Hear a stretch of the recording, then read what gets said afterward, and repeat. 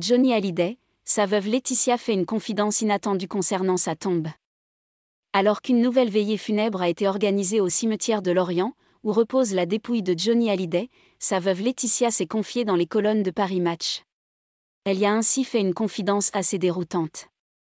C'est un rendez-vous que Laetitia Hallyday ne manquerait sous aucun prétexte.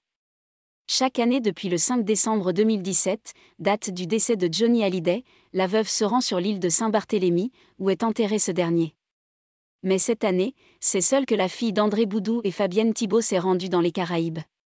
Ces deux filles Jade et Joy, qui sont d'ordinaire toujours de la partie, ont préféré rester à Los Angeles. La raison ? Selon leur maman, elles prépareraient actuellement leurs examens, selon leur maman.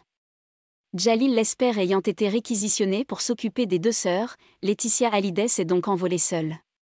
Ce lundi 5 décembre, elle a d'ailleurs pris soin d'adresser un bel hommage à celui qu'elle appelait son lion. 5 ans déjà que tu es parti, 5 ans qui me paraissent un siècle, une éternité. Tu nous manques encore et pour toujours.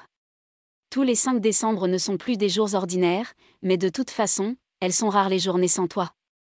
Rares, car en vérité, nous vivons ensemble chaque moment et c'est certainement toi qui m'aides à reprendre goût à la vie, à retrouver un sens à mon existence, car je sais que tu ne voudrais pas que nous soyons malheureuses, a écrit celle qui a vécu une brève histoire avec le restaurateur Pascal Balland.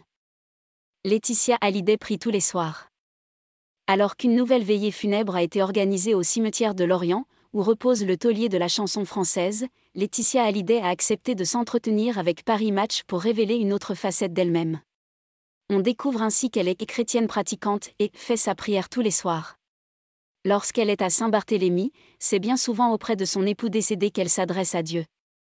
D'ailleurs, la maman de 2 enfants a fait une confidence assez saugrenue à ce sujet. Parfois, me dit-elle, il lui est arrivé de dormir sur la tombe de son mari, entourée de bougies dans la tiédeur des Antilles, peut-on lire dans les colonnes de Paris Match. Sordide ou romantique ? C'est en tout cas la preuve que 5 ans après sa disparition, la veuve ne s'est toujours pas remise du décès de son homme.